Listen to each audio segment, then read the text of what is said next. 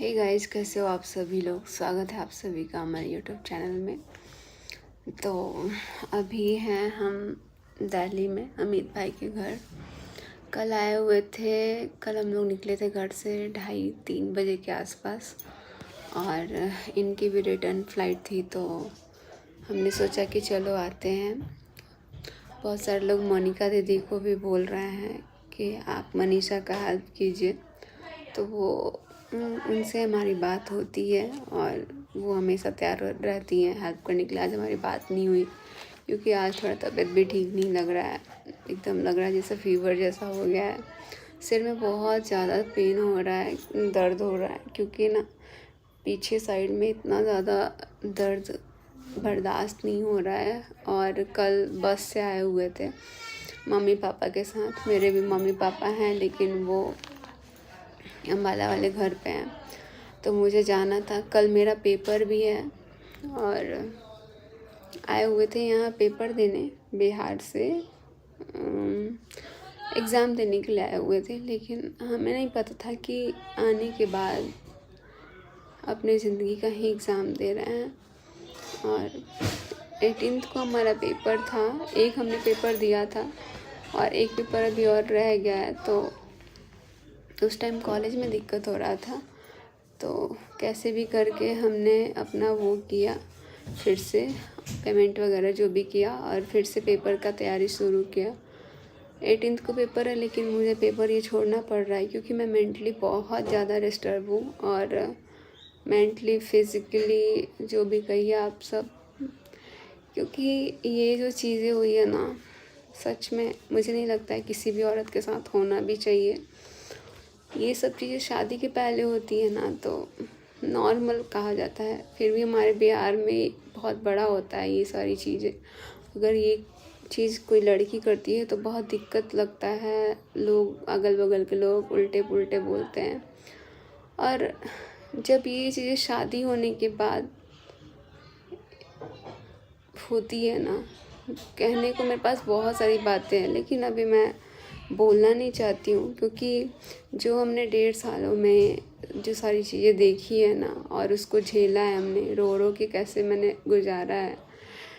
मैं जब भी कोई ट्रिप पे जाती थी ना, तो मैं तड़प जाती थी कि यार कोई तो एक वीडियो हो जो हमारी वीडियो साथ में आए, थोड़ा साथ में वीडियो बनाने का। क्योंकि जो भी कपल्स जाते थे ना, तो सारे वीडियो बनाते थे। उनको देख के ना मुझे लगता था कि मैं क्यों नहीं बना रही हूँ, क्योंकि जब से मुझे लगता है मैंने उन लोगों से मिला ना, तब से हमारी ज़िंदगी सच में बहुत बर्बाद हुई, चाहे वो किसी भी एंगल से आप कह सकते हैं। और उसके पहले का जो भी मेरा इंस्टाग्राम हो या यूट्यूब हो, उसमें हम लोगों का जो वीडियोस होता है ना, वो एक अलग ही आता था।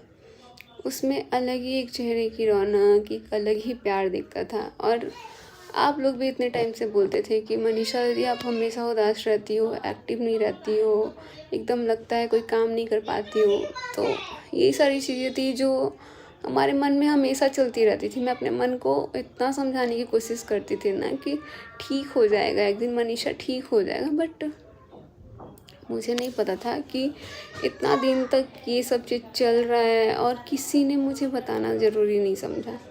गलती हमारे हस्बैंड में भी है बहुत ज़्यादा, क्योंकि किसी एक को अगर समझना चाहिए था इस चीज़ में, अगर वो समझ जाते तो भी बात आगे नहीं बढ़ती। लेकिन जो इंसान 12 साल शादी हो चुका है, वो भी इंसान को समझ नहीं आया, और वो इंसान की आधी ज़िंदगी निकल गई है, लेकिन फिर भी उसको ये सब चीज़ें करनी है। तो मुझे नहीं लगता है कि कहीं से शोभा दे रहा है। और मैं तो अपनी ज़िंदगी में कभी माफ़ नहीं कर सकती हूँ, कभी नहीं, क्योंकि मैंने बार बार आवाज़ उठाया है और ये जो औरत है ये बार बार मेरे को रोकने का धमकी दी है कि ऐसा कुछ भी नहीं है। लेकिन जब सच सामने आया तो बहुत सारी चीज़ें हुई, और मेरे दिल में इतनी सारी बातें हैं ना कि मुझे लगता है कि शायद पूरी रात भी बताऊँ ना तो भी ख़त्म नहीं होगी। जो चीज़ अभी हम झेल रहे हैं ना, हमारी सिचुएशन को शायद ही कोई समझ सकता है, क्योंकि इस तरह से बातें करना, चैटिंग वैटिंग करना और इतना प्यार दिखाना, मैं इधर तड़पते रह जाती थी कि यार क्या हो गया है? ऐसा नहीं है, मेरे को भी दिखावा के लिए रखा गया था, लेकिन वो बंदी ऐसी है जो हर चीज़ पे मना कर देती थी। मुझे बोला जाता था कि ये बांध के रखती है, लेकिन वो औरत जो है वो सामने से हर चीज़, मैंने चैटिंग देखा ना तो मुझे लगा कि यार ये तो इस इंसान को भी कुत्ता बना के रखी है। इसको जो मन में आ रहा है वो कर रही है, जो मन में आ रहा है वो करवा रही है। क्या ही बोलूँ, मतलब ऐसी औरत को ना मैं क्या, पूरी जनता माफ़ नहीं करेगी जो गलती हुई है। और ये आके जितने अच्छे से कैमरे के सामने सफाई दे रही है, ये चीज़ें बहुत गलत है, क्योंकि बहुत पागल बना दिया पब्लिक को, बहुत मूर्ख बनाया पब्लिक को। अब पब्लिक मूर्ख नहीं बनेगी, क्योंकि पब्लिक बहुत पहले से बोलती थी जो चीज़ें होती है ना वो दिखती है तो लोग गेस करते हैं। क्योंकि जब हम दोनों का साथ में वीडियो आता था ना, तो जैसे जैसे हमारे बीच दूरियां बढ़ती गई वैसे लोगों को दिखता गया। वो लोग बोलने लग गए थे कि आप पहले जैसे सचिन मनीषा की तरह वीडियो नहीं बनाते हो, आप पहले जैसे कोई रील्स नहीं बनाते हो, आप पहले जैसे कोई ब्लॉग नहीं बनाते हो। लेकिन ये चीज़ें मुझे भी नहीं पता था कि वो औरत मेरे से इतना जलती थी। और मतलब वो ऑलरेडी उसकी सगाई हो रही है, फिर भी उसको मेरे पति के दिया हुआ उसको रिंग पहनना है। ये चीज़ें जब मैंने सुनी ना तो मेरा तो दिमाग क्या ही बताऊँ। अभी मैं थोड़ा सा परेशान हूँ, इसीलिए कैमरे में मैं बिल्कुल भी नहीं आना चाहती हूँ। बातें बहुत सारी चीज़ें हैं, लेकिन इस तरह से नहीं छोड़ने वाली हूँ मैं। जितना मैंने रोया है ना उसका हिसाब तो करना पड़ेगा, क्योंकि इतना आसानी से छोड़ूंगी तो मैं नहीं चाहती हूँ कि कल को किसी और का भी घर बर्बाद हो, किसी और औरत के साथ भी ऐसा हो, किसी और औरत के हस्बैंड को भी इस तरीके से फंसाया जाए। क्योंकि जो लड़का होता है ना वो औरत जो क्या ही बताऊँ यार, ये ऐसी चीज़ है ना कि इमोशनल ब्लैकमेल कर सकती है। लेकिन इस चीज़ में ना ये इतना फंस गए कि चीज़ें कब हुई नहीं हुई मैं आज भी नहीं जानने की कोशिश कर रही हूँ। मुझे सब पता चल गया है, लेकिन बस इतना ही रिक्वेस्ट करूँगी कि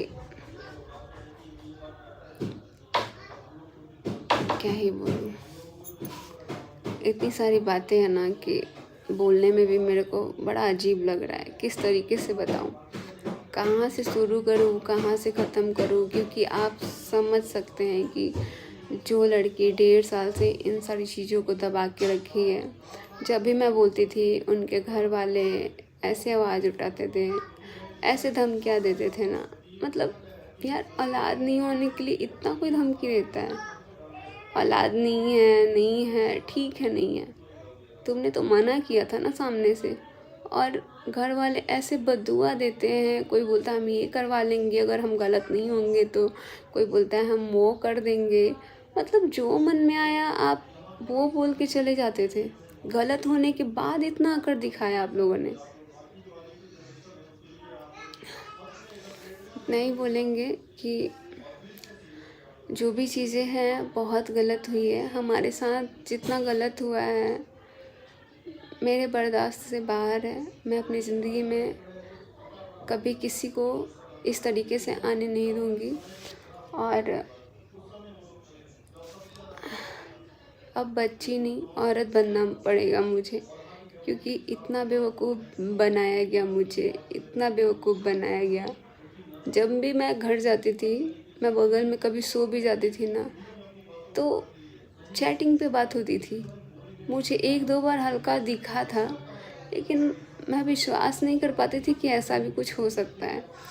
मेरे मन में यही था ना कि ठीक है काम से लेके बातें होती थी, लेकिन कभी कभी ये जब लिमिट से ज़्यादा होती थी ना तो मुझे लग जाता था कि यार कुछ तो बात है, कुछ तो बात है। यहाँ तक कि मैं अपने मतलब ना ही मैं फ़ोन चेक कर पाती थी, उस पर भी एकदम मना कर दिया गया था कि तुम फ़ोन नहीं दोगे, तुम पासवर्ड नहीं बताओगे। वो बंदी तो अपने हस्बैंड को भी मना करके रखी है कि जब मेरी शादी हो जाएगी तो मेरा फ़ोन मत चेक करना, मैं तुम्हारा चेक नहीं करूँगी। बताओ, मतलब दिखावा के लिए शादी और रंगरलिया कहीं और मना रही है किसी और पति के साथ। पता नहीं, मुझे समझ में नहीं आ रहा कि क्या क्या गेम खेला गया है और क्या क्या गेम खेली होगी, क्योंकि मैं खुद एक औरत हूँ, लेकिन मुझे इतनी शर्म आ रही है। और ठीक है, अगर इस सिचुएशन में अगर मैंने कुछ ऐसा गलती किया होता तो क्या होता। सब लोग अभी, मैंने कल आके वीडियो में बोला था, ठीक है शादी की बात हमने करी है, लेकिन अभी भी मैं माफ़ नहीं कर सकती हूँ। हमारे दिल को इतना रुलाया गया, इतना तोड़ा गया, किसी एक ने नहीं, इसमें और 4-5 लोग भी मिले हुए हैं, जो कि उन लोगों को भी ये औरत डरा के धमका के रखी हुई थी, और अब वो लोग भी बोल रहे हैं सॉरी। बट इतना बड़ा गलती होने के बाद ये जो सॉरी वर्ड है ना, किसी काम का नहीं होता है, किसी काम का नहीं।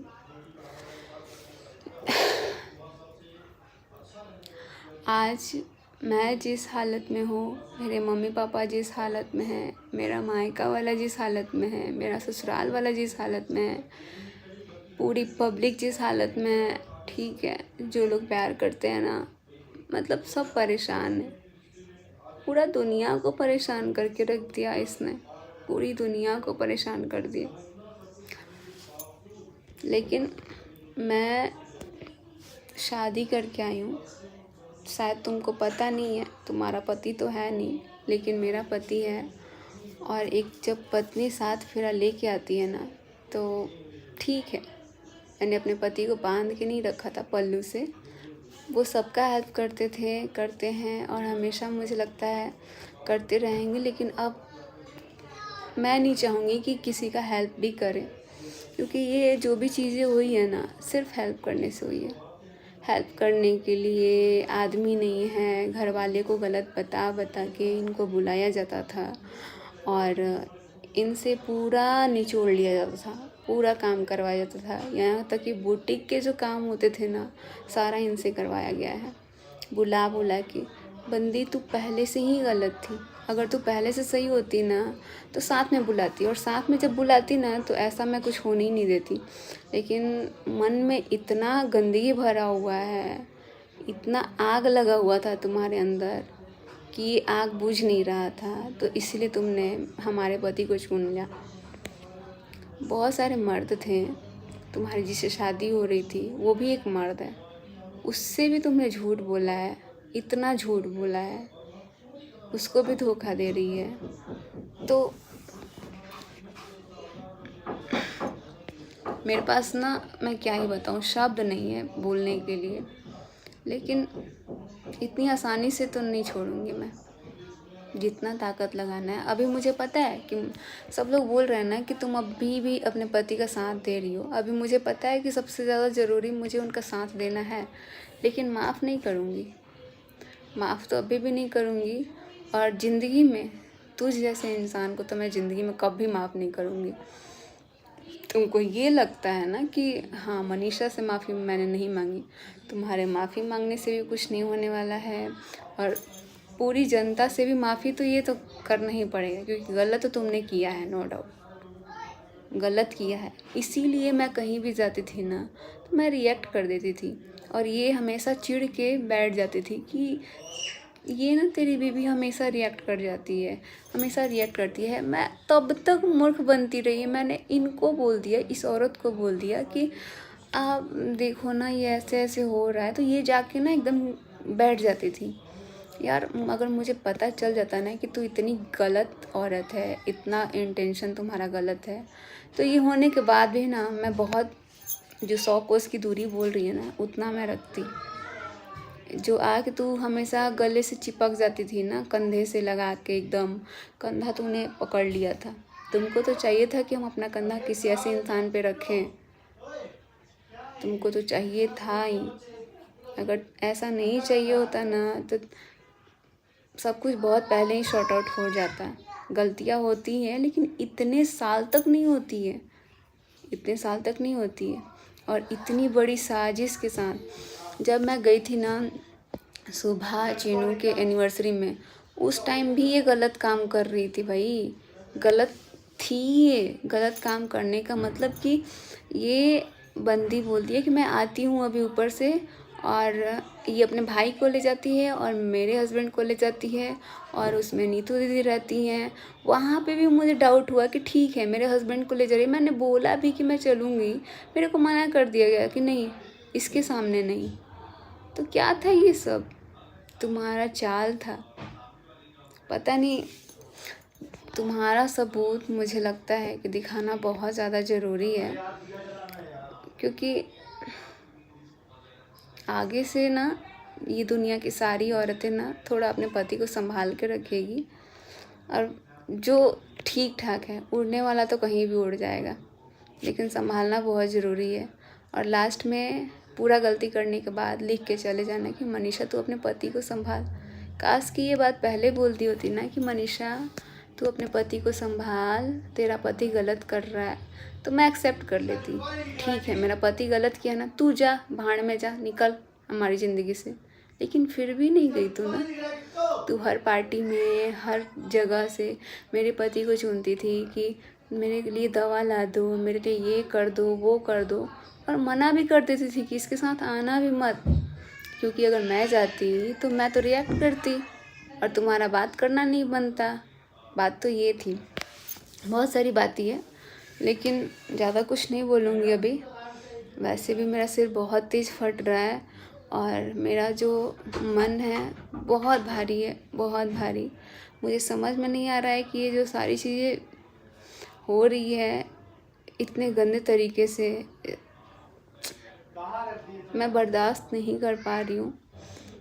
लेकिन अभी भी मैं साथ हूँ इनके, और माफ़ तो नहीं करूँगी इतना आसानी से। इसने जो जो हमारी ज़िंदगी में किया ना, पासवर्ड लगाना, मैं पूरा ज़िंदगी का पासवर्ड लेके दिखाऊंगी। और तुझे दिखाने के लिए मैं नहीं कर रही हूँ, क्योंकि ये चीज़ें ना दिल से करनी पड़ेगी। तो अभी मैं रूम में अकेली हूँ। इस वीडियो को रहने देती हूँ यहीं तक। बाकी मुझे पता है आप लोग हमारे लिए बहुत परेशान हो रहे हैं, बहुत ज़्यादा आप लोगों ने सपोर्ट किया है, और सारी चीज़ें पता लगी कि हाँ मेरे साथ गलत हुआ है। मैं इसी वजह से मैं हमेशा परेशान रहती थी, और मैं सिवान में रहना, अपने ससुराल में रहना मैंने स्टार्ट किया था। तो बहुत सारी बातें हैं, मैं एक एक करके देखती हूँ। ठीक रहूँगी तो मैं आऊँगी, क्योंकि हमारे लिए ये सब कुछ झेलना बड़ा मुश्किल हो गया है। बट कहते हैं ना, एक औरत अपने पति के लिए यमराज से भी लड़ जाती है। तो मैं तैयार हूँ लड़ने के लिए। लड़ाई स्टार्ट है। बस bye bye, love you all, इतना सारा प्यार देने के लिए।